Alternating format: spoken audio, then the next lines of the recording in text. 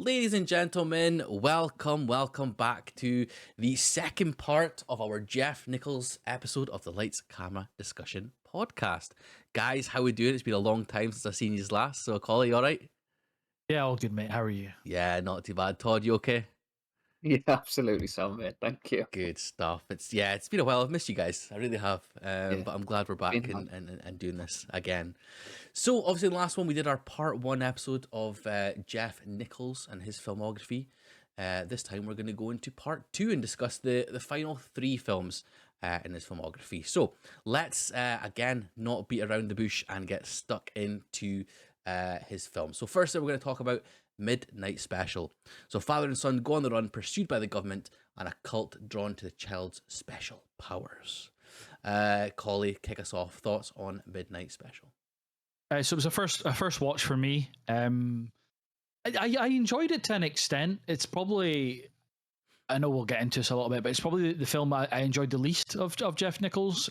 But it's also one of those ones that I respect him going out of his comfort zone of this kind of Americana vibe that we've discussed on the first episode. Because even though Take Shelter was a bit more science fiction-y, kind of a bit more open-ended, this is when he properly goes into the sci-fi. I think, like, for me, this is his love letter to, Spielberg, like Close Encounters, even like Super 8. It reminded me of Super 8 a little bit in the way that it was shot and stuff. So as a film, it was a solid movie. It's just one of those ones that it's not his forte, and you can kind of tell a little bit. So I respect him going out of his comfort zone, but there's bits in this that just didn't really click with me. Todd? Yeah, I'm the same. First watch, and it is so different to what we've seen before. It was good. It was like, it's not something I think I'll ever watch again. And I think everybody did well. There's good performances. There's a bit of mystery to it. I just feel like you say, Colin, I think respecting him for giving it a go, I just don't think it's his thing.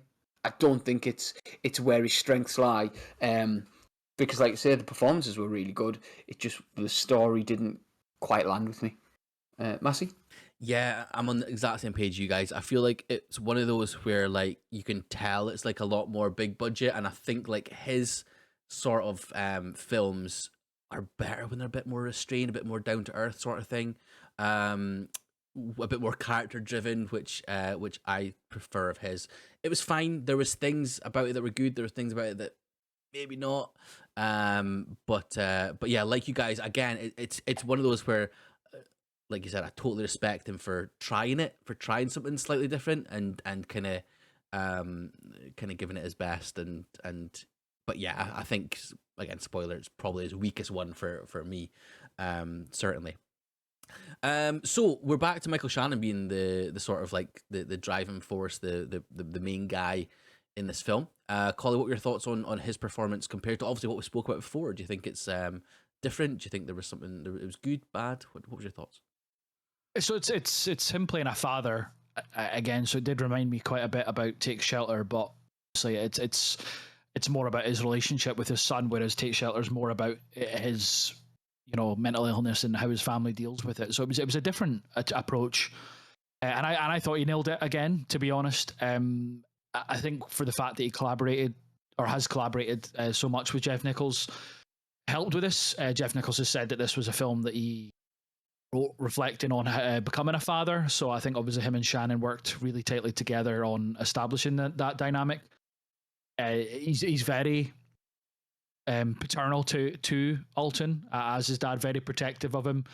The scene that kind of stands out for that, it's not really on the nose, but it's quite a clear indication, is when he comes through to the room and he sees Alton like having the light beam between him and that guy's eyes. He smacks the guy in the head, and then he's protecting Alton. He's under his jacket and stuff, and obviously that's a very in your face, a father protecting his son. But I thought it just kind of spoke to the relationship and what Michael Shannon was doing throughout the film, that no matter what, he's going to protect his son. And yeah, he nails it for me. He's nailed every role, whether it was a tiny bit role in Mud or as a leading role. I think Michael Shannon does exactly what he's asked for, and then a little bit more for Jeff Nichols. So yeah, nailed it. just piggyback in the back of that as well. It's the scene when he's talking to Alton, and I've got it written down where it's like they're going against each other. So Alton goes, "Dad," and he says, "Yeah, are you scared? Yes. You don't have to worry about me. I like worrying about you. You don't have to anymore. I'll always worry about you, Alton. That's the deal." Like it's I such love a that. beautiful conversation. And as you say, like just the like that and everything that he does is driven towards protecting Alton, which I thought was really good. Todd, thoughts on Michael Shannon's performance? Yeah, again, he's just the old reliable type thing in terms of what he does. You know, he's not doing anything different. He's not doing anything that we wouldn't expect him to. It's just going off scenes where he's the kid Alton's like, I want to be out in the sunlight, where he says that he needs to be in the sun, he needs that time, and it's that sort of like the battle that you can see in Shannon's head between sort of, he feels like he probably does, and he agrees with the kid, but doesn't want to risk it. And I just thought he was brilliant. I think he commands the people around him again. And I know we'll touch on Joel Edgerton's character, but the way that, like, their dynamic, like he holds the power in that. I couldn't figure out a lot, like kid, son, and boy. I couldn't figure out, are they brothers? Are they mates? Does he owe him something? Like, there was so much ambiguity to their relationship, and that was down to the way that Shannon deals with Joel Edgerton's character. I thought that was really well done. But yeah, like I say, one of the best things about it, again, but isn't doing anything different on you, which is absolutely fine. That's not a bad thing. You know, do what you know. Rossi? Yeah, totally. I can't really kind of add much more to it. I think Shannon, I think him and Jeff Nichols trust each other, and I think that's really important in the relationship. Having that trust in each other to sort of, you know, do the right thing, kind of thing. And yeah, I thought he was great. Touched on Joel Edgerton, obviously you did there, Todd. Do you want to kind of talk a bit about his character and what your thoughts were on his performance? Yeah, so I wrote something down for Lovin, which is relevant for this as well. But he just has such a threatening way about him.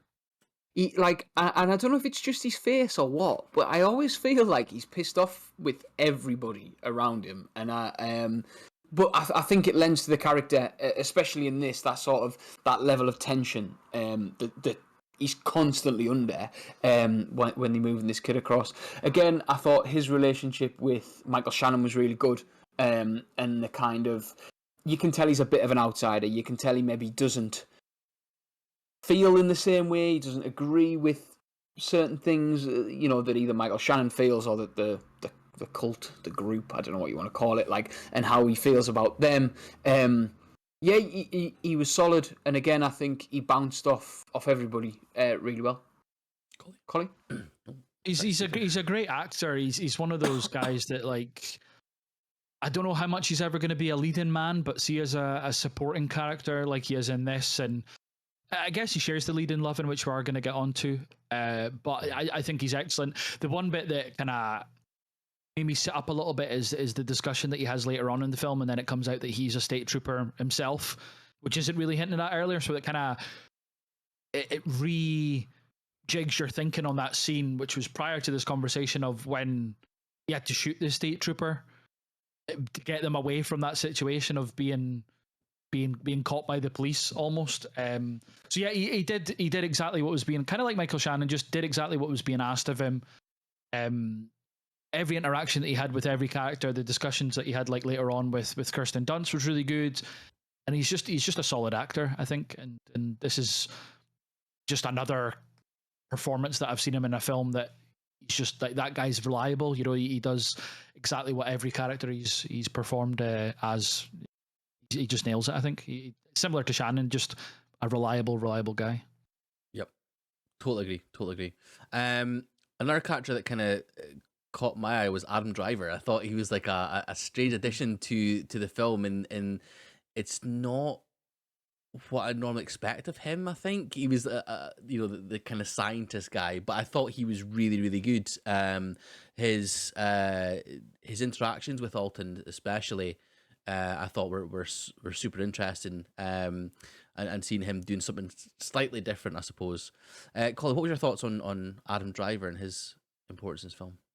Yeah, I love Adam Driver just as an actor and as a guy. He's really cool. He's one of probably my favorite people that have came into films in maybe the last 10 years or so. Just because he's different, I think he's not like naturally charismatic. He's not naturally charming. He's not like a model per se in the way that he looks. Like he's obviously a big imposing guy or that, but it just to play like exactly what you say, like to play this kind of science officer kind of nerdy type guy is really cool. I thought it was very different. And yeah, his interactions with Alton were really good. His character turn, more speaking maybe to Jeff Nichols' writing, but his character turn of doing what was best for Alton rather than maybe what was best for his job and what he was being tasked to do, I thought was really cool.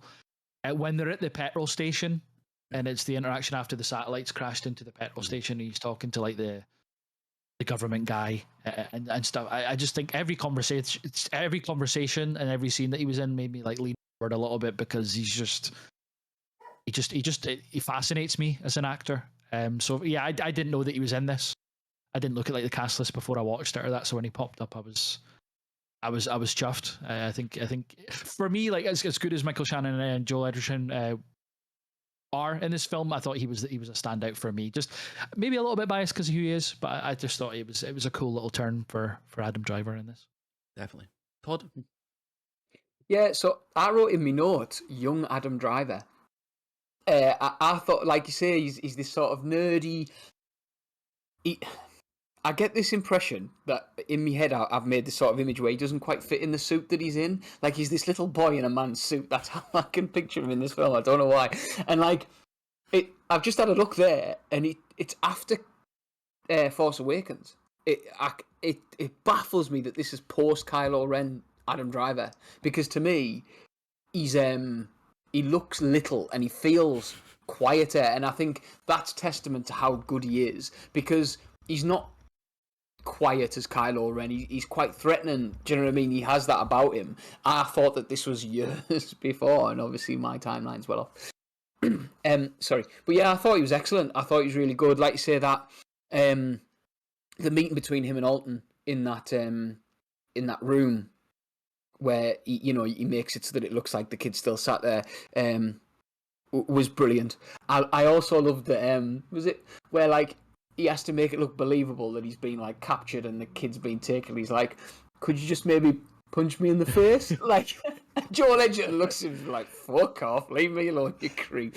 I love that about him. Yeah, he was excellent. He was really good in this. And like you say, worked well in an ensemble cast. Absolutely.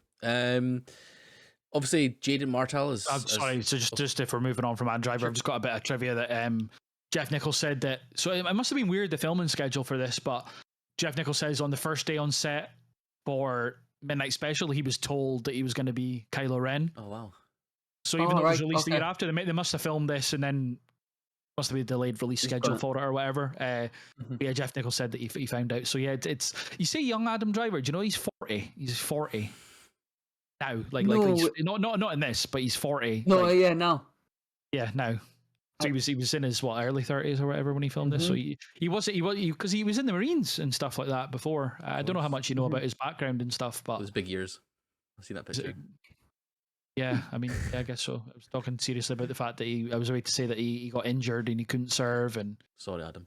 It's kind of it was after 9/11 he like enlisted and stuff like that, but he got injured before he was away to go to Iraq and stuff like that. So I think he does a lot of fundraising, I think, on the side because of that, because I think he's got kind of, what's it called, survivor's guilt about it. He's talked about it a fair bit in some interviews and stuff because he wasn't able to go because I can't remember how he got injured. Mountain biking. Sorry, I've got a note. It was mountain biking, got injured, couldn't go. And he's obviously got survivor's guilt because of that. So he's got an interesting life. He's a fascinating guy. It's kind of, I was saying before how I'm a big fan of his, not just because of his film side of things, but as a guy, he just seems like a really down to earth, sound kind of dude. And I think as well, is he not? I'm pretty sure I read somewhere. This is obviously before like Minute Special on that he doesn't like watch himself back. So like He never Yeah. watches he never watches his roles. Like I can't remember what film it was. It might be the same story you're thinking of, but he was at the premiere and then he left before they actually showed the film. Was it Black Wow. Klansman maybe or something? Anyway, yeah. And he left. Sorry, I know this is Adam Driver cast now, but he left. He left an interview because the host started playing a clip from Marriage Story, and he was just like, because I think he must have agreed beforehand, so he didn't like lose his rag, but he was just like, nah, sorry, I don't watch myself, and you were told this kind of thing. So It's such an interesting way to do it, isn't it? When celebrity or like actors and that can be so, not all of them are, but like they want to either, whether it's professional, they want to make sure that they're doing a good job, or whether they're like narcissistic in the point that they want to see themselves on the big screen and stuff. That he's like neither, obviously. He just wants to do his job. And I think it's the De Niro's like that. I'm sure De Niro or Pacino, somebody like that's the same. Okay. But I quote about it says, Adam Driver says, I leave the theater, then I go back, and when the lights come up, I stand up, I pretend that I was there the whole time. Just stands up after. He's, that was very good, very good, yeah. What a man. Anyway, sorry, you're moving on to the rest of the cast. I was just going to move on to Jaden Martell as Alton. Obviously, the kind of like he was almost a MacGuffin in this, wasn't he? The reason that the whole thing was moving on, or plot device, I suppose. I thought he did fine with what he was given. Again, like some of the conversation with his dad, where showed the kind of familial sort of like balance in that they had. I thought he was absolutely fine. And then I'm just going to talk about her as well. But Kirsten Dunst, I thought she was again fine, but a bit underused for Kirsten Dunst in my eyes, certainly. Thoughts on those two of the cast, Collie? I thought they were excellent. Obviously, Jaden Martell's went on to do stuff like It. Mm-hmm. And that after this, Knives Out as well. Knives Out, yeah. Little Nazi and he's excellent. So it was, and it just kind of he didn't have much to do in this, but the conversations with Shannon that you spoke about earlier, for example, just showed that he does have those chops, and obviously he's still relatively young, so I'm sure he'll go on to do good things. So it was a good pickup and a good spot really by Nichols. He was only in a couple other things prior to this, so it was good. And Kirsten Dunst in kind of our post Spider-Man, it's 20 years ago, some of this, or almost 20 years ago, some of the Spider-Man films, but it obviously we spoke about it in Civil War this year, and kind of the elder or the slightly older Kirsten Dunst characters that she plays now. She's playing mothers and stuff like that. I think she's really, really good at it. She's kind of got that maternal side to her in some of these films. Obviously, she takes Kaylee Spenny's character in Civil War under her wing and does similar in this. Obviously, we meet her like halfway through, maybe even 2/3 of the way through. So she's not in it too much, but I think she does exactly. I've said this, I think, about every performance in this film. They do exactly what they're being asked to do. Nothing flashy, nothing kind of over the top or that. But I think, like, even though I'm saying this is maybe my least favorite of Nichols's films, I think like everyone nails what they're supposed to do. It's just different, and I just don't think it suits him as a director. But both performances that we're talking about here, and Dunst and Martell, I think are spot on. As are Edgerton, as are Shannon, Shepard, as the pastor, which we might move on to in a minute. But just the dialogue's just really tight. It's just one of those films that every scene is fine and is good, but it's just didn't blow me away, really. Which I don't think it was meant to. I don't think it was written to do that. I think it's just to do exactly what they need to do. The film does exactly what it wants to do. Mm-hmm. Todd, thoughts on those two characters? Yeah, like you say, Kirsten Dunst is underused. I definitely think that's the phrase. I'd have liked to have seen her in it a little bit earlier, but what she does well. You get that sort of you feel like she hasn't just been sat on a film set for the day. You get this sort of pressure that her character's under, worrying about her son and worrying about a husband and all that kind of thing. And Jade Martell was good. I think, like you say, it shows what he can do. it's sort of building for that future. He didn't need to do a great amount. The soft moments that he had, I thought he played weird very well as well. Like that sort of he wasn't over the top with it. He wasn't like trying to create some iconic character. He was just this like sort of little loner who doesn't have a life outside of, you know, his goggles and the one comic book he's allowed to read. Like, you know, and he still has that confidence of he knows what he is now. He's learned what he is. He's figured out that he's not from here. In that moment again with Adam Driver, where they sat in that room and it's just them two, you know what he wants. You know what he's doing. I thought he did a cracking job, and I rate him. As you know, in it, I know he doesn't have a lot to do in Knives Out. He's that little, he's a weirdo in that as well. But in it, he really he really leans into the character, and I think he's got hopefully a bright future. I hope he doesn't go the way of a lot of child stars where it sort of fades after a while. I hope he's consistent, but you know, he's doing work, which is good. Yeah, really good for both of them. Yep. And yeah, just touch on Sam Shepard as the leader of this sort of like cult thing that obviously idolizes Alton. A completely different role, or I suppose still a bit of intensity in this role compared to the one in Mud. But what were your thoughts on him as like this pastor leader guy? Collie, what was your thoughts on Mr. Shepard?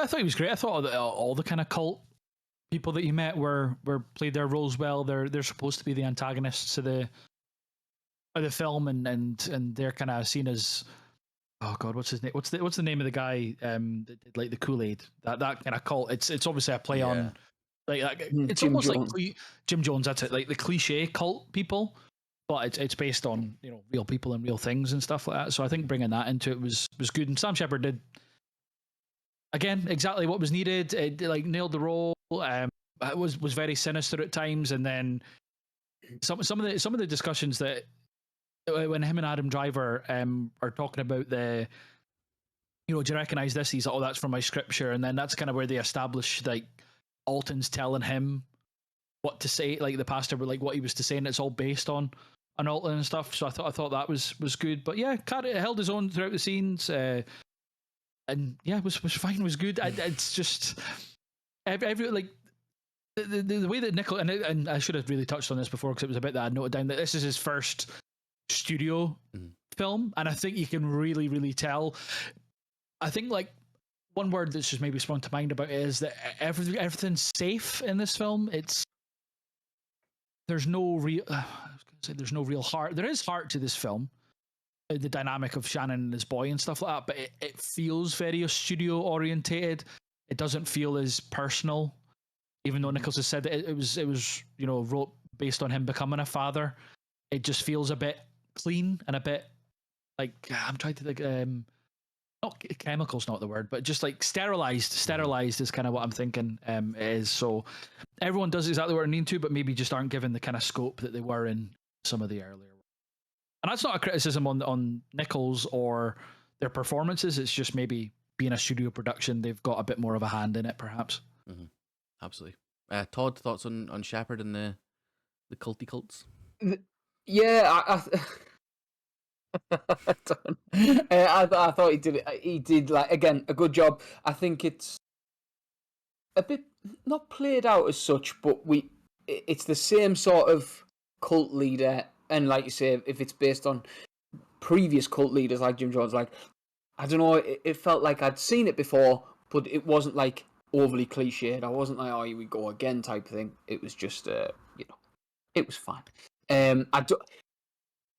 So this is one of them that I've only watched once, and it's not a case of like, there's not big moments where I think, oh, I'd love to revisit that bit of Sam Shepard's performance. I'd love to see that bit again, where there are moments like that in this with Michael Shannon and Kirsten Dunst in particular. Yeah, he was good. Like I say, it added to the whole film, but nothing spectacular. Yeah, I mean, I'm the same boat as you guys. I feel like I wanted to see or learn more about the cult. That was something that was kind of slightly lacking for me. I wanted a little bit more in that thing because I felt like that was a really interesting plot, especially, you at the start when they're like rounding them up and stuff. I thought that was a really cool sort of thing, sort of scene. I just wanted a bit more of that side of things. But I think Colin, I think you're absolutely spot on in terms of, I think the studio influence is definitely felt more in this one than it is, or obviously in any of his other ones. And I think when you said the other ones felt a lot more personal, that absolutely that's what it felt like for me as well. I felt like it was, his other ones were almost like he had full creative control, but in this one's he was almost influenced to do something bigger, which took away parts of the stuff that worked beforehand, the more intimate kind of bits and pieces that for me are more that are more intriguing and stuff about his work.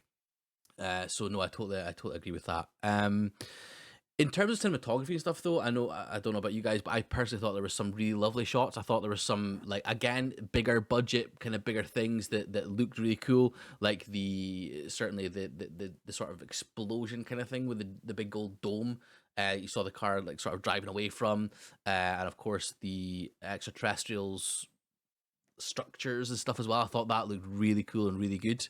Was there anything else cinematography wise that stood out for you guys, Collie? What was your thoughts? The only real thing that I shot wise was the kind of extraterrestrial, like the revealing of their world upon our world or below our world, or however they were describing it in the film. I thought that was really cool and kind of, again, not very Jeff Nicholsy based on his previous films, but it was obviously where the budget was being utilized. So I thought that was really good. The scene with Alton, and was it Doak? Was Doak the name of the guy that he was doing the connection with the eyes in that room? And then you're not really told about it at the time, but like when the roof breaks and the sun comes in, I thought that was just a really well lit scene. Thought that was pretty cool. But yeah, the main thing that I was wanting to talk about was what you mentioned there, was the dome and the kind of extraterrestrial side of things. Was, again, not very Nichols-esque, but I thought it was cool. And that's kind of more what reminded me of the Spielberg and the Super 8 kind of 100% stuff was the more supernatural, or the kind of sci-fi element. Sorry,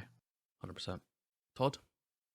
Yeah, with the same as you with the extraterrestrial stuff, but the satellites falling as well. I thought it was really well done because you knew something was going to happen, but I wasn't expecting that. Like, as he's running over to him, like it took me by surprise, but it was really well done considering what we know of Nichols already. What we've already seen him do, I didn't expect him to shoot a scene like that as well, with the explosions and kind of a lot of driving as well. Obviously, with it being like a bit of a road trip movie sort of thing. The driving was shot really well. Again, there's times where I feel like it was really poorly lit though, like frustratingly at times. But that just a minor criticism. But yeah, again, really well shot film for the most part. And like I say, taking on that driving, because it's all prior to this being sort of single locations. It's all been on the river in a town, like where at least this was a bit more expansive. But yeah, perfect. Okay, was there anything else you guys want to talk about with the film and this? Any Lucero trivia, Massey, for this film? There was a Ben Nichols song, I believe at one point, but it was definitely not as influential as other ones. So I'm leaving it all to kind of like the last film. So just a little wink there. Well, I have a bit of Lucero trivia. Go for it. Who play the title song in Spanish? Lucero means light, which is a key element in this movie. So there we go. There's also any. Sorry, on you go. I was gonna say there's also a Spanish lassie who's a singer called Lucero. So you might find you get things mixed up if you search for them. Is there Nichols family stuff in this, Massey, that stood out to you? Sorry? Is there any Nichols family stuff? Yeah, his older or younger brother pops up as in one of the not interrogation, but with the FBI. That's right. He's not seen, yeah. No Ben though. No Ben Nichols. He's just on the keys in the background, twinkling away. Okay, doke. Yeah. So shall we score it then? Midnight Special. Collie, what did you give Midnight Special? I gave it 3.5. I thought it was like it was good. It was not to the standard as other films, but I enjoyed it. I was intrigued by it. Performances were solid. And yeah, the kind of Super 80 vibey Spielberg stuff is kind of what maybe bumped up a little bit because I love that stuff. Good stuff. Todd? Yeah, it was a 3 for me. It was fine. It's not something I'll probably ever watch again. Good performances. It just kind of lost me a little bit. Yeah, same for me. 3 stars. It was one of those that, again, I think you're right. I think it was fine. His other films are more impactful for me. But yeah, 3 stars. Fine. Right, okay, let us move on to the next film, which is Loving. So, the story of Richard and Mildred Loving, a couple whose arrest for interracial marriage in 1960s Virginia began a legal battle that would end with the Supreme Court's historic 1967 decision. So, Todd, thoughts on Loving as a film? It was a good film. I've only after watching it found out that there's a documentary based on the true story, and I think I'd probably prefer to watch that. In terms of what the story's telling, the performances were excellent, and I'm not taking away anything. And I know, like, obviously the 2 main characters we'll get into. They carried the film. I felt what they were feeling. It was just, for me, it felt like not the story itself, not the actual, like, the story of the Lovins, but, like, as in the format of the film and the structure of the film. I've seen it a lot before, and I've seen it done better. It didn't grip me as much as I hoped it would. Again, not taking anything away from the performances because they were fantastic. This is another one, again, first watch, probably the last watch as well. Like, I wouldn't have any reason to go back to it. Fair enough. Yeah, for me, it was a first watch. And while it is a very important story, and I feel like it needed to be told, and it's a worthy story for movies, it wasn't for me really, particularly. Lead 2 performances were excellent though, as was the supporting cast. Similar to you though, Todd, like the documentary and the actual real story of it intrigues me a little bit more. I've just got a little bit of trivia about it. I'll just get out of the way now that Colin Firth is a producer on this, and he was interested in making this film first and foremost, and then moved into the producer role, and then hired Nichols to make this, which I thought was an interesting bit of trivia, that Colin Firth of all people was filming a film in America, and then he met Nancy Biersky, who was making the documentary The Loving Story, and that's when I think, like, started getting the wheels turning for Hollywood to make it. So again, very important film in terms of the legal side of things and what it established in the real world. But movie wise, good film, but not one that I'll revisit probably after discussing it today. Good stuff. Yeah, I totally agree. I think it's one of those that I think you're right, Todd. I think it's been done probably better format wise elsewhere, but I still enjoyed it because for what it was in terms of the performances. I thought the lead 2 were great. I thought the story was quite harrowing with some of the stuff that they went through. But yeah, it was like it felt like it was almost quite formulaic at points, which was a little bit disappointing. But overall, I enjoyed the film. I thought it was a good film. Obviously, the main sort of things was the relationship between the 2, Richard and Mildred. What were your thoughts on, obviously, Joel Edgerton and Ruth Negga as the 2, the 2 main characters? What were your thoughts on the performances? Collie, do you want to start us off?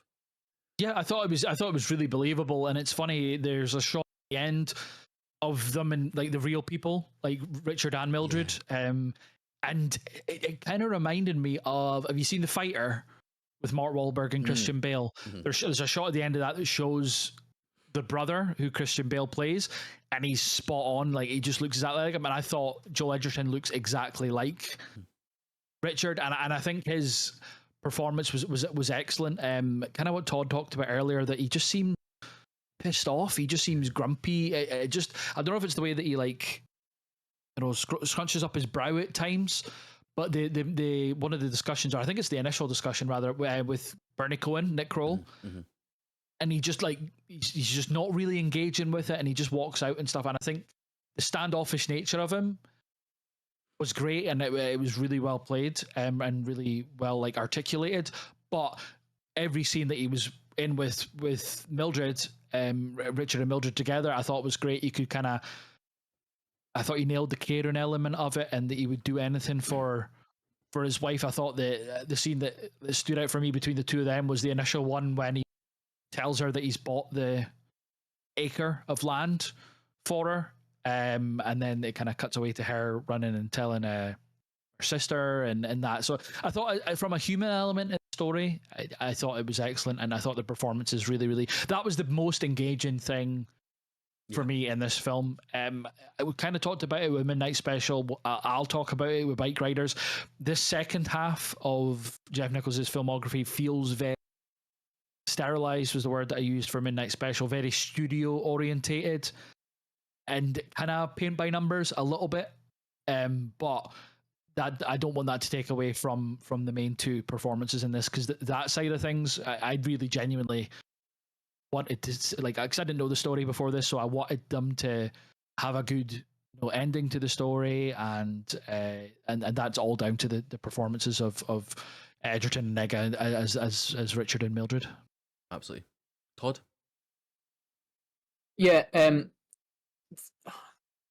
Joel Edgerton, like say, Collie, that the meeting with Nick Kroll, I think that for me was where I kind of was most engaged, because this is a guy who's obviously been, pulled through the ringer just because he loves his wife, and you can see that sort of. Ruth Negga wants everything to kind of be right for them. She's happy to try anything, where he is suspicious of everyone and everything, and I think that's what I got from him right the way through this performance. Is everybody who comes into his life, he's kind of, even members of Mildred's family, he's still a little bit standoffish. He's still a little bit sort of, unhappy at times, and I thought that was really good. In terms of Ruth Negga in general, I really rate her. Like, so the first thing I saw in was Preacher, the TV series, and that she was really good in that. But I don't know if you've seen Passion, which I'd highly recommend. That was like sort of her big role, I would say. But I thought she was fantastic. I think she just wants to be happy. She just wants to be able to live a life type thing. And it's difficult for her, and she just trying to drag Joel Edgerton's character through. I thought they were both fantastic. And if for any reason I would rewatch the film, those two would be the main sort of draw for it. Yeah, right the way through. I was just looking at Passing there, and Collie, it's you that hates Rebecca Hall, isn't it? I wouldn't say I hate her. It's similar to kind of when we were talking about Sarah Paulson previously. Like, right. There's just I just don't really buy her as an actress at times. She directed Passing. Oh, it's fine if she's a director of it, then I'll give it a go. But I don't know. I just don't. She's in one of my favorite films of all time in Town. I don't vibe with her. So Collie hates Rebecca Hall. That's fine. Perfect. Tessa Thompson as well, just as a point, who is another. She's in that as well. Fantastic. Yeah, I mean, sorry, I kind of went a bit of a curveball there, but yeah, in terms of their performance, I thought they were wonderful. You feel attached to the couple as well. You almost feel like you're part of the. Well, we a throuple then if you're attached to it as well, but you almost feel like you're in that relationship as well. Like you kind of go through their trials and tribulations as well. So yeah, I thought their performances were absolutely wonderful, and yeah, I just say the kind of his standoffish and her like being the sort of the more accepting to different ways and stuff. I thought they were wonderful. I thought she was a standout. I think I liked Joel Edgerton, of course, but I thought that Ruth Negga was definitely the standout for me. I thought she was wonderful, and she got the Oscar nod for for that performance as well. So, in terms of other parts of the cast, I mean, certainly for me, Nick Kroll popping up, he felt a bit miscast for me. Like he was kind of like smirking and smarmy through the first sort of interactions that we have with him.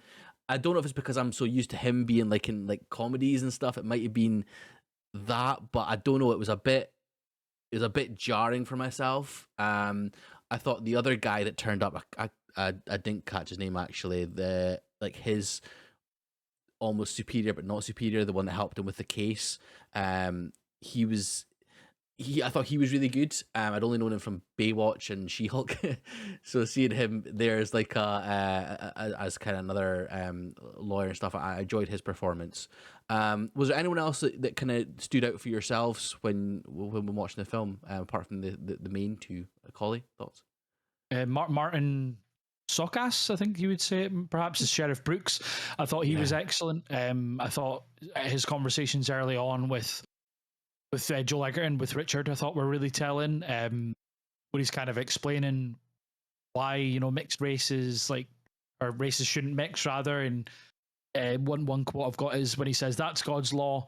He made a sparrow and a robin. They're different for a reason." And I just you think that this was only 60, 70 years ago, like. It's mental to think that's what the attitude was and still is in certain places. It's just so jarring. But I guess we live in a kind of situation where we're a bit privileged, I guess, all three of us, to never have to encounter stuff like this. So it's a bit jarring, like kind of for a different reason than what you were saying about Nick Kroll's maybe being a bit more comedic. But yeah, it's just it always makes me kind of double take when you hear stuff like that, but especially in films like this that are based on true stories, that perhaps that wasn't exactly a quote for quote that was said to Richard at any point, but it's based on probably stories from people that are around at the time. That's what was stuff that was being said to them. So that stuff always makes me, I don't know, just sends a shiver up my spine a little bit when you hear stuff like that. That's people's attitudes. But I thought he was good. He's a great actor, him, in terms of playing the kind of sinister. He's just got one of those faces. Either of you have seen Cuckoo yet? Have you? No, not yet. He plays the dad in that, and there's just something a bit off about him, like underlying kind of stuff. I don't know if it's just his face or that, but I think he's an excellent kind of supporting actor. So he stood out for me, and I'll let Todd see if anyone stands out for him, and I'll come back to somebody else. But Todd, anyone for you? So the sheriff really did for me. Like I've written a couple of times about like how sort of threatening he is, even when he's not speaking. That there's the shot of him stood against the sort of the jail or the police station wall, and it just, you get the sense that he isn't happy with anything that's going on. And like you say, the conversations between him and Edgerton were fantastic. There was a part of me that quite liked Nick Kroll's performance, and I don't know if it's because he's a lawyer that they have to have that level of charm about them, that sort of like the gift of the gab. Because I'm with you, like my main interaction with him is in What We Do in the Shadows as the most devious bastard in New York City, and like he's so he's so over the top and silly in everything he does, even in interviews. Like he's a nugget. Do you know what I mean? He's just an absolute idiot, and I was a little bit sort of taken aback, but I did like him. Just touching on, Collie, what you said about the sort of the damaging quotes and stuff. It was I wrote down, it's unfair to bring children of mixed race into the world. Like there were times in this film where they said things like that just absolutely cut through you, and I think. Again, I know this is writing and not performances, but it's just piggybacking off what Collie said. It kind of, that hit me more than a lot of the telling of the story, and put you in that position. I think Mildred's family did a really good job as well. I loved where he's driving down the track and he absolutely blitzes down, and Joel Edgerton's like, get inside. Why? And, you know, everything's fine. And he's like, why were you driving fast? He's like, oh, it's just the way I drive. Like, those moments were really nice because they were human. And again, I haven't really thought about it until you said today, but like, going back to that sterilization, there wasn't that level of humanity. There wasn't like, it was like, they are in a horrible situation and we're aware of it. But that's it. That's all that they have at this moment in time is this horrible situation. Like, I don't feel like we got that sort of the other side as well. And even when, like, you know, they're around the dinner table and they're all having a nice time, and then there's still that air of something. Then they go to bed and they get torn out of the bedroom by the police. I thought, again, sorry, I'm going on the story and stuff, but like, it was, there was an air where you didn't quite get to relax, which is good in some films, but I think this needed that. It needed that sort of warmth for me to then build into the story. Sorry, Massey. Any other performances, and then we'll go back to Collie. I think there's maybe somebody we could talk about, someone else potentially, or I don't know, Collie. Do you think there's someone we could talk about in a Jeff Nichols film? Michael Shannon. Michael Shannon was in this film. Yeah. So he was the photographer, and I thought he was good just for a bit of like, not exposition or anything like that, but just he was just asking them questions and discussing like their family life, and I just, he was there because he was Michael Shannon. I think like you could have cast a lot of other people in that role probably, but just because it's Nichols and Shannon, like, got to have him in there. And what he did was fine, but his character was similar to when we were talking about earlier, like other people, just a bit of a plot device to show their family life and stuff like that. But I thought he was good, and it's worth noting that he was in it, of course. And yeah, just back to the Nick Kroll, like my thoughts on it, because it's based on a real person. I'm kind of just of the thinking that Bernie Cohen must have been a bit of a cheeky scamp, kind of charming lawyer kind of guy. So I can only kind of guess that Nick Kroll based it on him. So and Nick Kroll for me is Ruxin in the league, you know, forever unclean and stuff. That's how I see him. So it's kind of silly like that, but I quite like him being in serious-ish kind of roles. It didn't take me out in terms of like lessen the impact. It was just like, oh, holy shit, Nick Kroll. So yeah, no, similar to Midnight Special, like everyone did a really, really good job. But at least I think in this, for me, like Edgerton and Nega like were head and shoulders above everybody else. Whereas Midnight Special, everybody was like good, you know what I mean? Whereas this was like good to then very, very. Absolutely, 100%. And I think as well with Shannon's character, you were talking before about the pictures at the end. I thought seeing the picture of him lying on her lap at the sofa, I thought that was lovely. Like a good end to the film. Seeing that happen with the actors and then seeing the actual picture at the end, I really enjoyed that. I thought it was a lovely, touching thing. Yeah, I mean, Todd, Michael Shannon is a photographer. Anything else to add? Yep. You know, just is Michael Shannon, isn't he? I think. Do you know what? One day when Jeff Nichols makes a film and Michael Shannon isn't casting it, I just want him to be like somebody who just walks past in the background or is like stood at a bus stop waiting for a bus. Because even then you'd be like, look at him, he just does a great job every time. Absolutely. Okay, so I mean, it's a tough one because obviously, like, we'd sort of talk about like maybe cinematography and things as well. Was there anything that sort of like stood out to you guys? I felt personally, it was a lot more muted in terms of like cinematography, and that there wasn't anything that super stood out. But was there anything that you guys thought was kind of interesting cinematography wise, or worked really well, or didn't work well at all, Collie? Nothing really stand out. I think it was good. Kind of, it was good. Like time, I'm trying to think, like era shot in terms of like, I think like everything dressed really well. It felt like it was back in the 60s, the 70s, that kind of time. So I thought it was good and it was professional in that regard. But I don't think there was anything that stood out to me or anything on that, or even like the score front. There wasn't too much that jumped off the page or the kind of the screen for me in that regard. But I think like after what it's the fifth film that we're going to be discussing with Nick, I don't think he's a very flashy director, and I think that's not a bad thing either. There's some that need that technical element to maybe elevate their films, whereas when he's telling human stories like this, kind of under, like kind of like serviceable. It isn't a bad thing. It doesn't distract or take away from the story that's being told. It kind of reminds me all the way back to Shotgun Stories, you know, in terms of there's similar shots in this than there is in that, and it's a bit cleaner looking. It's a bit better shot than maybe some of his other films, but yeah, it's just good. It's just it's just fine. It's fine, but not in a negative way. Just good. No, I completely get exactly what you're saying. Todd, thoughts? Yeah, the only thing I had written down was good sense of time and place. Again, I think you're immediately immersed in the world. Again, it's that sort of the oranges and the sort of the earthy tones of that area at the time. I thought were really good.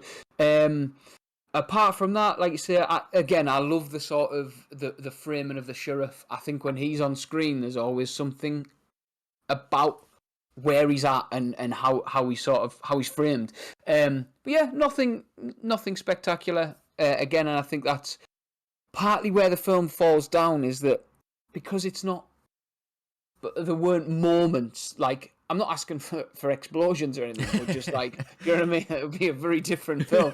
But like, I just like, there weren't these, even in the court and stuff, it didn't feel like these sort of big, you know, literally world changing moments. Like, you didn't feel them. And I think for a story that's so important, like, it's huge, like, it needs that.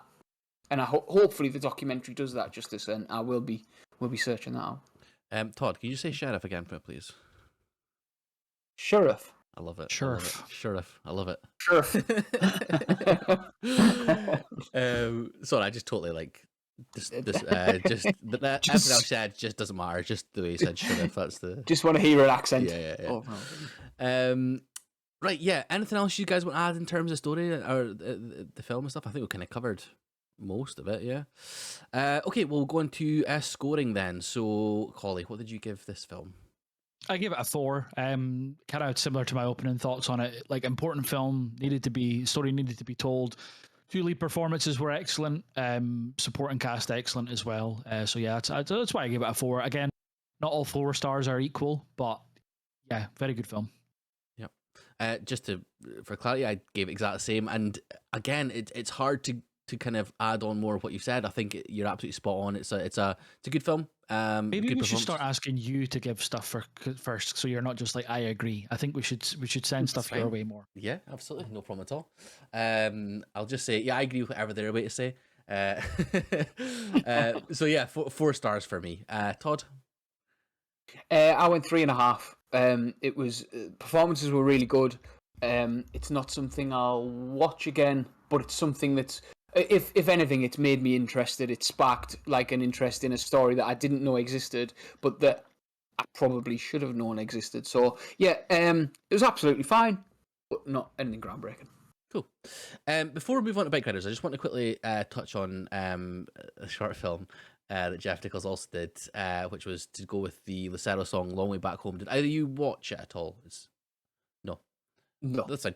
I watched it as part of it because I was like, you know, obviously I love Lucero. I don't know if you guys know that, and I thought it would kind of like fit in with like having watched his films and kind of how it would work, in the whole kind of filmography sort of sphere. It's an 8-minute. It's essentially a music video on YouTube, and of course stars Michael Shannon. You've got Scoot McNairy in there as well. And then Lucero show up and stuff as well. So it's I really enjoy it. It's like it tells a story of like a guy, Michael Shannon, going back to his hometown to try and catch up with his brothers again. And there's a lot that's kind of left out to the like quite ambiguous, but it feels more closer to like Mud and that sort of stories. I would definitely say that if you haven't, go and give it a watch. And there's some beautiful shots in it and stuff as well. So just want to throw it out there. It's a banging song as well, of course. Before we go into the final film. So the final film in Jeff Nichols' filmography then is The Bikeriders. Just came out obviously last year. So after a chance encounter... This year. 2023, it's on IMDb, but yeah, it came out this year over here, didn't it? So after a chance encounter, headstrong Cathy is drawn to Benny, member of Midwestern motorcycle club The Vandals. As the club transforms into a dangerous underworld of violence, Benny must choose between Cathy and his loyalty to the club. Collie, thoughts on The Bikeriders as a film? I really don't know. I really don't know what to do with this film. Seen it in the cinema, was really, really underwhelmed by it. Then watched it at home again, and I bumped up the score a little bit. I enjoyed it, and then I watched it again last night, and I was like, you know what, I mark it down lower than I did the first time. I don't know. It just seems way too clean, sterilized. All the words that I've used before, studio orientated. And even some of the performances in this have grated on me. I've watched it 4 times now, once in the cinema and 3 times at home, and it's just one of those ones that I was so up for it. I was so excited to see it. Some of the early reviews were good, and just frustrated with it. I think more than anything with what could have been done with it. I just think it's a bit of a miss for me personally. Fair enough. Todd? Yeah, I thought it was a solid enough film. I think again, there's some performances in it that are excellent. There's a couple of bits that really grinded on me, and we'll get to it, I'm sure. I thought it was well written. I just think there's moments in it that dip, but overall, I really enjoy. I think this is one I'll revisit mainly for the cast more than anything else. Like you say, I think this is the more stacked that it's been. Yeah, was a good film. And one I think I'll probably enjoy more on a rewatch. So yeah, this is one of the films I was most excited for watching as well. Like again, going to Lucero. So basically, if you don't know the story behind it, it's based on a photo book that was made by the character Danny, played by Mike Faced. So Lucero actually have a song about it. That follows the whole sort of story, and the song I used in the trailer as well, called "The Bikeriders." So it was interesting to see that on the big screen, as like a film, obviously with Jeff doing it. There was bits that I absolutely loved, and I was yearning for more of, but then there were some times that it kind of went a bit off the rails that I was definitely less interested in. I feel like there's a big tonal shift as well, halfway through.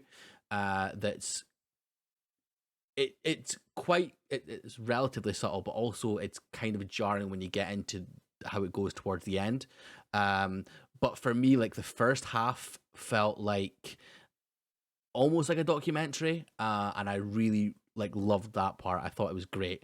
As I say, the second half kind of goes into a bit more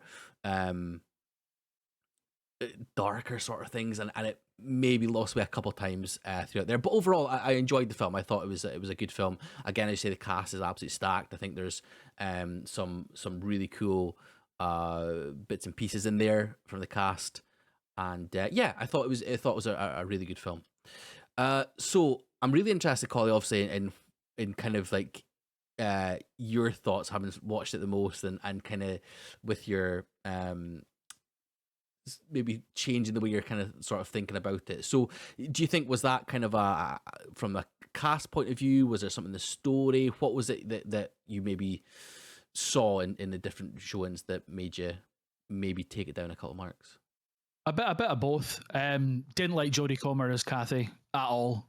Didn't like her accent in it.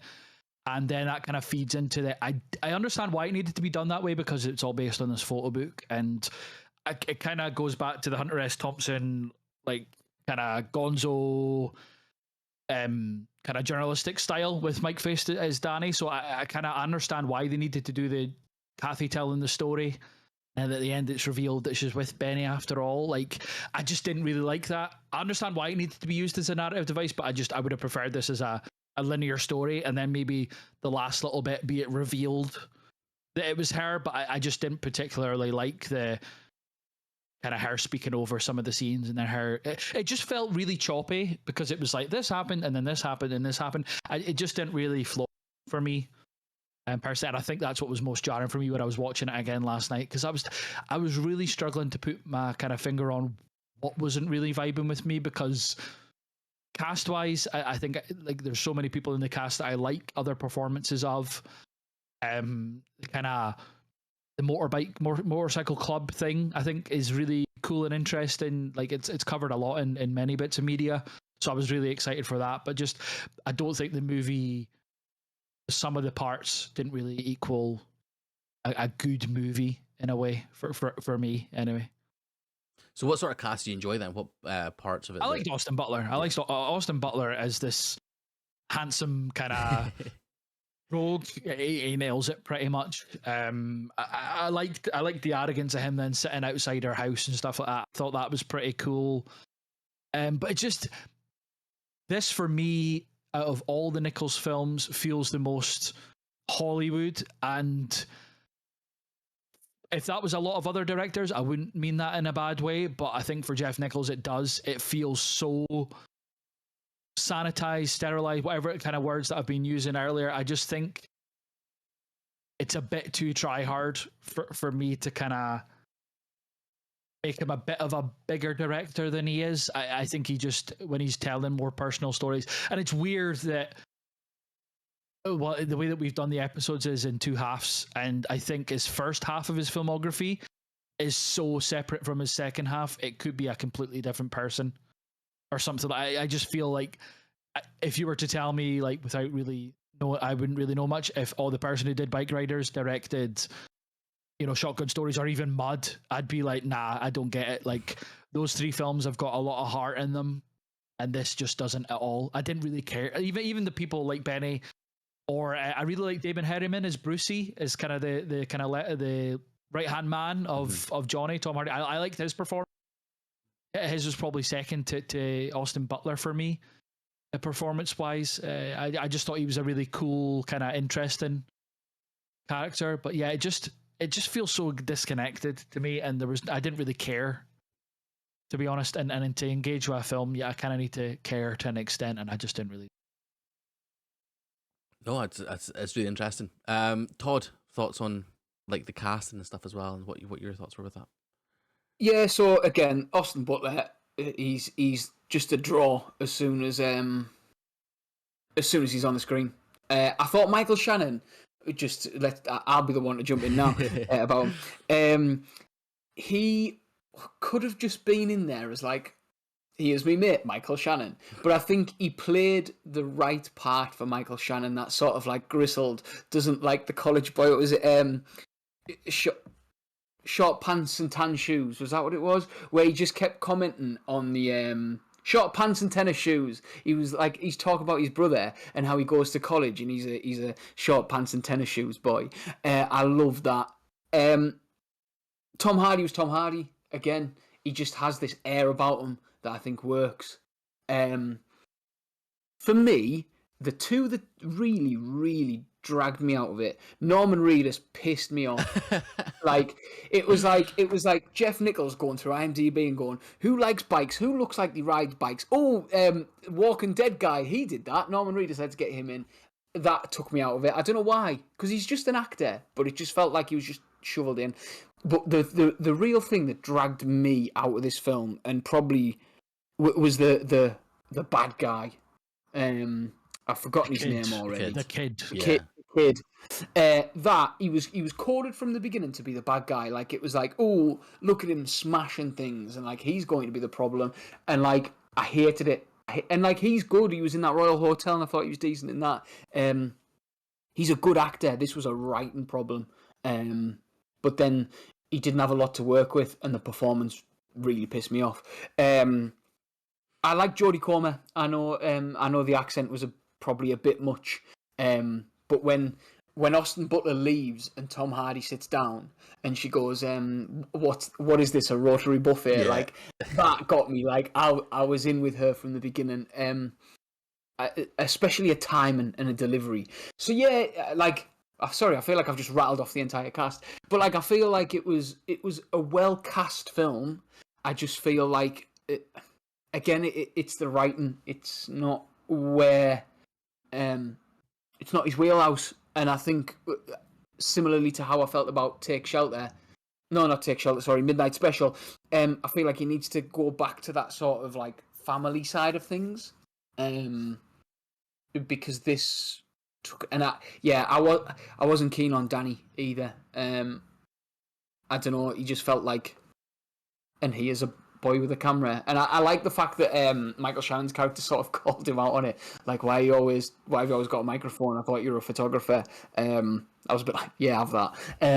Yeah, sorry, Massey. Go on. Any That's just anti Mike Feist by you. You hate him. And I really don't get it. I didn't. Yeah, I did. I don't get him. But I need a rewatch of Challenges. I've seen the list that Collie you made about films that you change your opinion on after a second watch. I'm pretty sure I copied your list of that, but yeah. But no, but that was on there for you, and right, I feel like maybe I need to rewatch it again because Challenges was an objectively fantastic film. It just pissed me off. Anyway, sorry, Massey. Yeah, I totally see where you guys are coming from with a lot of stuff you said. I think Jodie Comer's accent at first, it was really jarring for me. Like when you first hear her accent, I was like, whoa, what is she saying? And it did feel, it felt kind of hammy. But I know that this is the way like that sort of like Midwestern people talks in some places, which is such a strange accent. It got a bit easier for me as the film went on with her, but I still found it quite grating. I thought her performance though was good. I definitely feel like it was Austin Butler's show for me. I thought he was great. Just he comes across as a sort of like pretty boy kind of thing. But he's got so much more depth to him than just that. Which is something that I find really endearing. I mean, the first time that I really kind of watched him and sort of got him was when we watched Elvis for the Oscars, and I think he's just an incredible actor, more than just surface level good looking guy. Yeah, Tom Hardy I thought was a really interesting one. There was a moment where when he was setting up the club, because obviously the club was set up just to be like, I think there was just guys talking about motorcycles essentially, and it kind of obviously went into this bigger and bigger thing. There's a moment when they talk about how he got the idea to start the club, he got the idea to start the club from watching Marlon Brando on TV, and Marlon, it was like I can't remember the name of the film, but it was something Black Riders Motorcycle Club or something like that, and Marlon Brando on the TV says, "What do you got?" And Tom Hardy's sitting there eating his tea in front of the movie with his wife sitting beside him, and he says it as well, like, "What do you got?" And his wife goes, "What?" And he goes, "Oh, nothing." Like he's just such a submissive. He's this head of like the motorcycle club that he sets up, but he's actually like a submissive sort of guy when it comes to like his actual family, because it's almost like he's like putting on the head of this motorcycle club and this badass guy sort of thing at the start. I thought that was a really interesting take on it, and how the Bikeriders, the Vandals, were essentially set up just so like lonely guys could get around and have a chat, and I thought that was a really super interesting thing, which I wish that it leaned sort of more into, which I suppose it kind of did when things started to go a bit south in the second half. But I thought he was interesting during that, and then obviously his fighting both physically and mentally when the things start to turn, and there was more like degenerates coming into the motorcycle club and stuff. I thought his performance was really interesting, really conflicted. I agree with Kid. I thought that was one of the things that I don't think sat well enough for me. We got introduced to him quite relatively early, and he was trying to get into the club, and then we didn't really see his influence until towards the end, where when he, spoiler, shot Tom Hardy's and took over the club, and then all of a sudden just turned them into a gang. And it was just Jodie Comer telling us this, just literally when the gang started doing more violent sort of things and stuff. That didn't quite land for me. As Todd says, show, don't tell. Don't just tell us what's happening. Norman Reedus, it's an interesting one because I feel like he came in and added a little bit of levity, but again, it was sort of like tonally against the film. And to be honest, I didn't actually click it was Norm Reedus until like maybe like I would see them for 10 minutes or so, and I was like, oh shit, that's him. What? Yeah, That's crazy. because of his little beard and his sunglasses and his minging teeth. There was one of the Letterboxd reviews just like Norman Reedus just turned up on set and they just didn't want to tell him to go away. That's it. Like it was just. It might have been that I was too busy looking into Austin Butler's eyes, but yeah, it was. Yeah, it's a strange film, as I said, with the cast and stuff. But yeah, Austin Butler for me was absolutely the sort of lead guy. In terms of like obviously the cinematography and stuff as well, then I like certainly I felt that there was the potential to do more stuff, but I don't think it fully committed to some of the things that it could have done. Like I feel like we could have seen more of the motorcycle group and you know, kind of there was a few like the riding and stuff like that, but I felt like again it was mainly subject to the actual inside of the club and stuff. I really enjoyed the place that we meet Austin Butler first, but it's actually in the future kind of thing where he gets battered by the people at the bar, and then the motorcycle riders turn up, and you see them from the barkeep's like point of view, looking out the door and stuff as they come around. I thought that was really cool, but yeah, it just felt like there was like a missed trick there. I think it could have been a lot more kinetic, I suppose, like a lot more sort of fast paced in some of the things. But yeah, I mean, Collie, what was your thoughts on like the cinematography or like some of the shots and stuff that was used in this film? Just to go back to the cast, because I didn't really talk about Tom Hardy. So I seen one of the Letterboxd reviews saying Tom Hardy's given his most Tom Hardy performance to date, which is perfect. And I wholeheartedly disagree with them saying it's perfect. I don't know what it is. Like, I like Tom Hardy, but there's just certain roles that he's in that I just don't click with. And I think it was more just Johnny as a character. I don't understand. It just felt so muddled to me. And he's this fat, like he's got kids and he's got a wife and they seem perfectly normal at home, yet he's going away and do the biker thing, which is fair. But then you see him in the fight with the guy about adding like another group and stuff, and he breaks the guy's finger and that. And I just felt that it was so, I think we've used this word like quite a lot in the podcast, but like jarring. It just felt it was two different characters. And if that's the writing is, oh, he's different at home than he is out there, I just don't really understand. Like even when he's fighting with knives and stuff, I don't know. I just didn't really like him as a character, because like you can tell that he's scared, and when Austin Butler goes like absolutely mental on that guy and starts beating him, and he drags him off, and he's like, oh, like I can't remember what he says, but he's like holding Austin Butler, they're lying down on the ground, and he's just like, that's enough.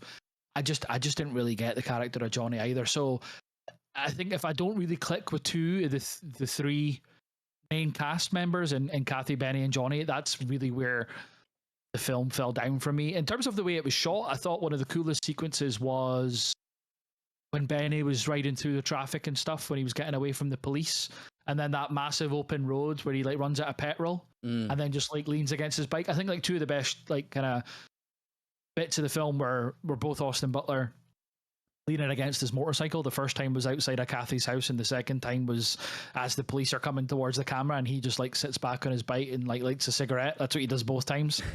So I thought that bits were cool, and I think that's just where the film is a lot of style over substance for me.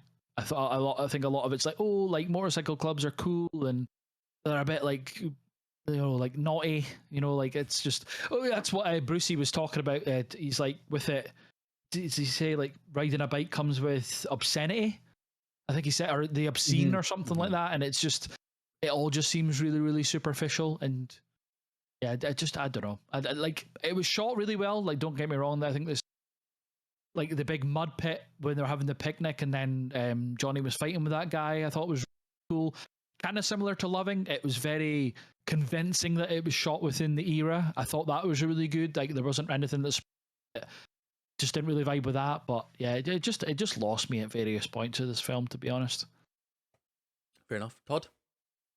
Yeah, the big one for me was the burning of the bar. I thought that was a really cool sort of like you say, from the bar owner's perspective, like you see, and the revving of the engines. I thought in terms of sound that was really cool because it went on even when Tom Hardy was in the bar. You could still hear the revving in the background, like that threat.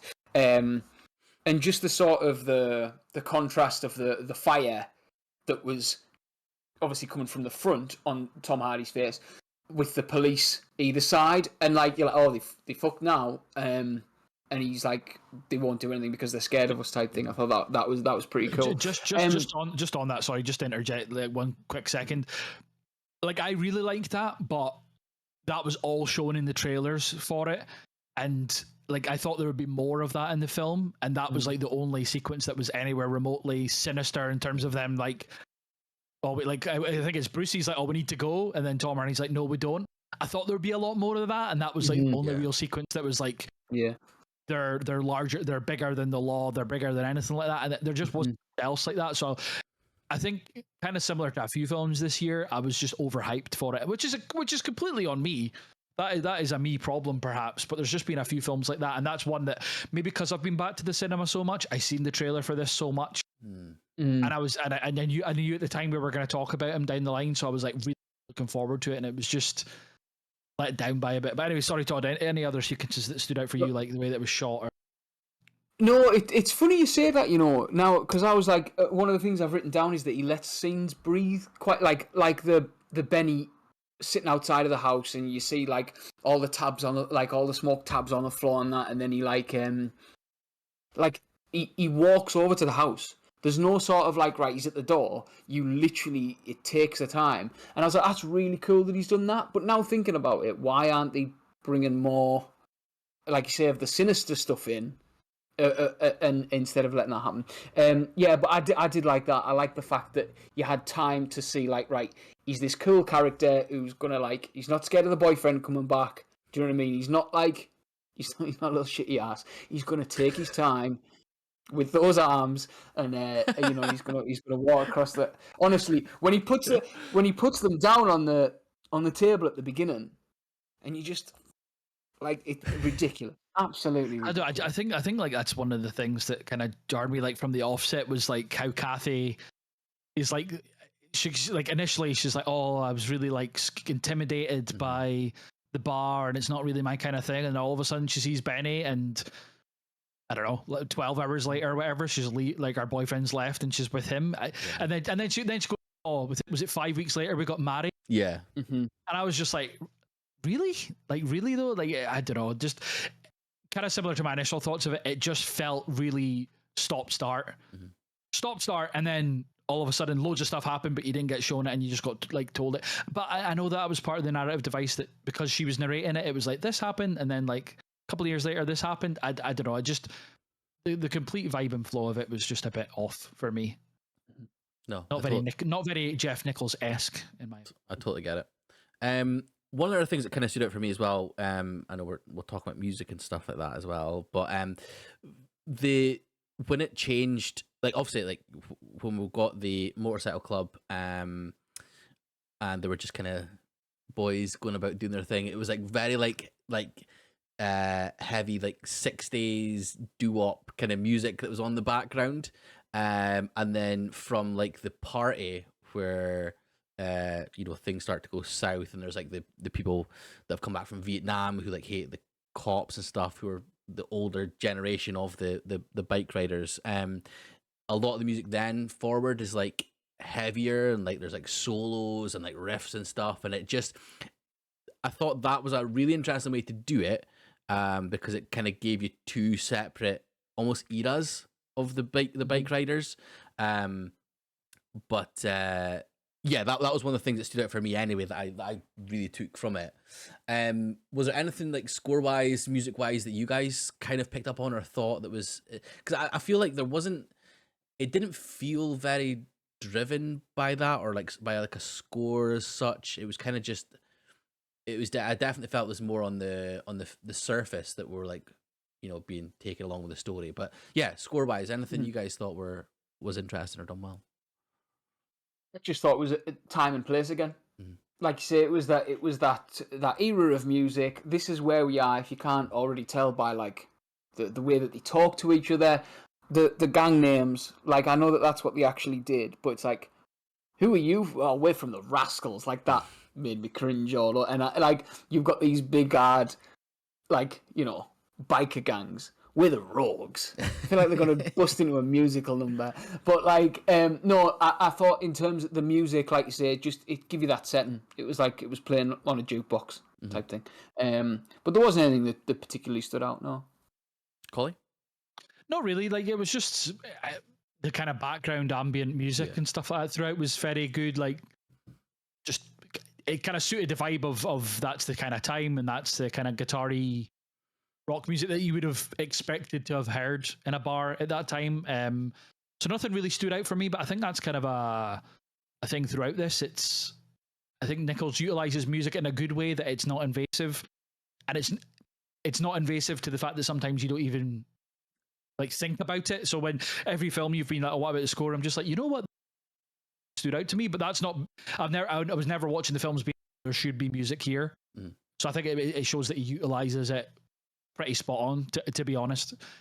Because like we're used to like Nolan or Dune and that's got this massive like soaring scores during certain scenes or moments in that, whereas I think Nichols just, because these are all real, quote unquote real stories, I think that he lends that to be like, oh, it's only ever going to be little bits here and there, or if there is any music or that, and it's always be, oh, it's a radio because you're in somebody's house, or it's a jukebox because you're in a bar, or something like that, and then it's just kind of sprinkles little bits. I think the one that stood out for me most in all of his filmography was Shotgun Stories, like the little motif throughout that. That was the only time I really noted down the music. Other than that, it was obviously just effective as background.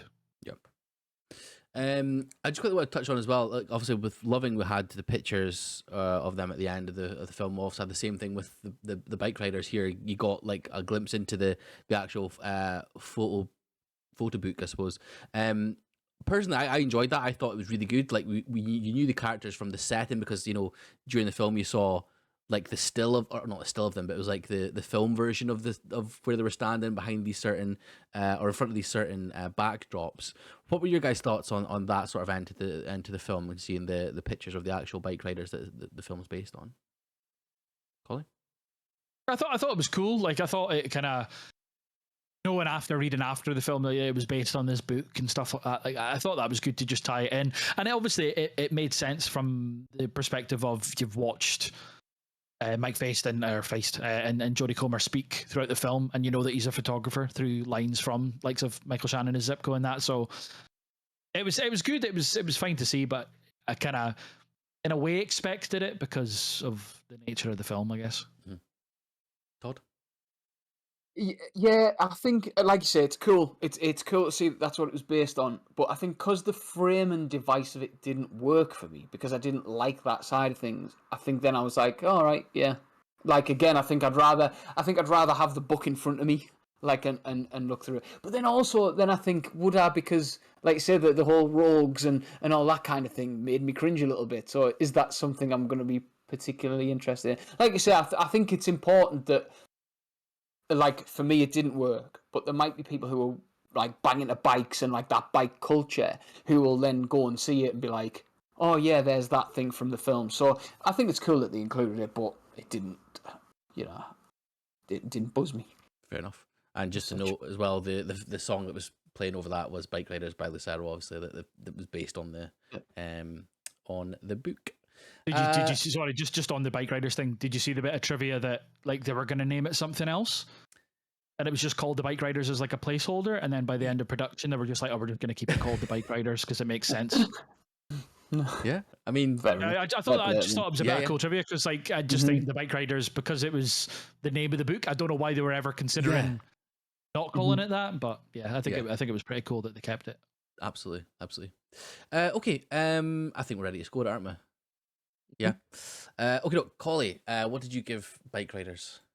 So the story of my rating of Bikeriders was 3.5 on initial viewing. Then I bumped it up to 4 after I watched it at home, and then after watching it last night, I've changed it to a 3. Oh, fair. Okay. Fair. Todd? Mine's a 4. Just went straight with a 4. Good stuff. Yeah, I went with 4 as well. Again, we've kind of spoke about it. Things work, things didn't work.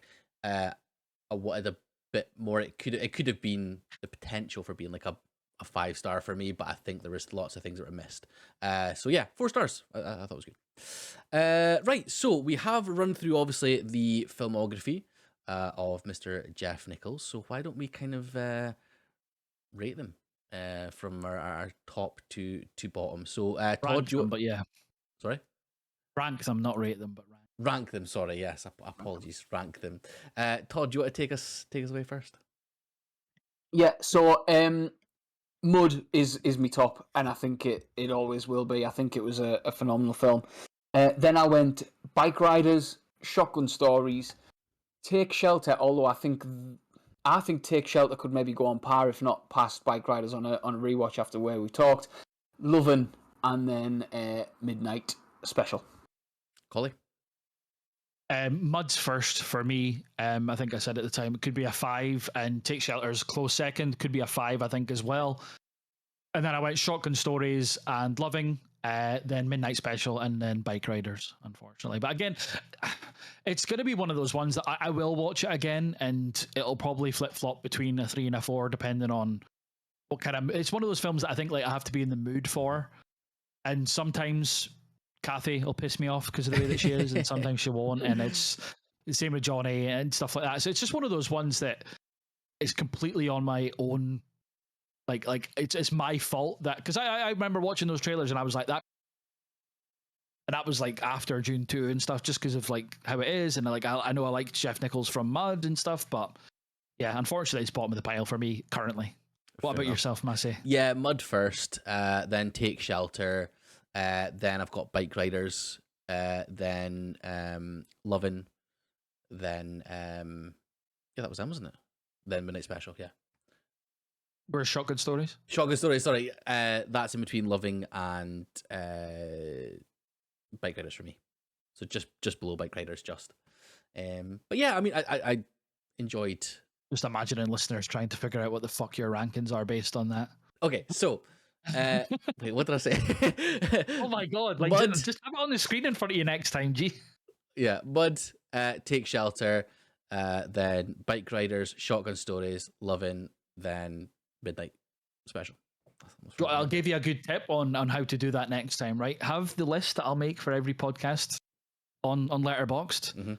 Go to like the list view, like, and then go rate by my rating, and then it'll tell you 1 to 6. Yeah. Oh, that's cool. I didn't know that. Cool. I will do that. Well, I make them all ranked, so it numbers them 1 to 6 or 1 to whatever. Mm-hmm.